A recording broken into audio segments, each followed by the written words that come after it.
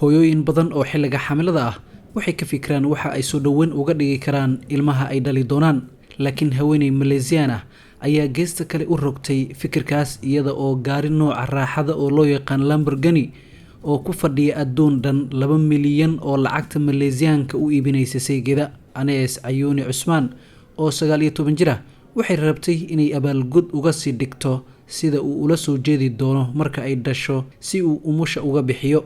haweeneydan ayaa la yaab uga dhigtay hadiyadan qaaliga ah xilli ay joogeen goob gawaarida raaxada lagu iibiyo.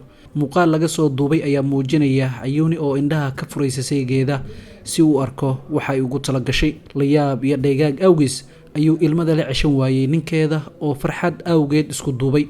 nimcadeenu marnaba ma nusqaamin tan iyo kolkan isguursanay, wuxuuna ii ahaa daryeel fiican gaar ahaan markii aan xaamilada noqday, ayay tiri Ayuni oo filanaysa inay dhasho dhammaadka bishan cunugeeda koowaad. waxay sheegtay inay go'aansatay inay saygeeda u horumariso hadiyadda maadaama dhalmada kadib ay ku adkaan doonto bannaan u bixidda.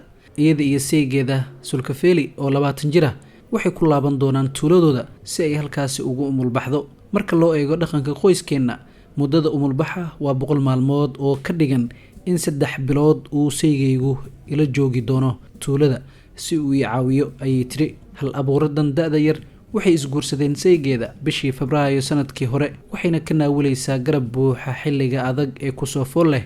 waxaan filayaa in saygeygu aanu kaliya i wehlin doonin, balse uu sidoo kale iga caawin doono haynta ilmaha habeen iyo maalinba, waayo waxay u badan tahay inaan ku dhali doono qaliin, ayay tiri.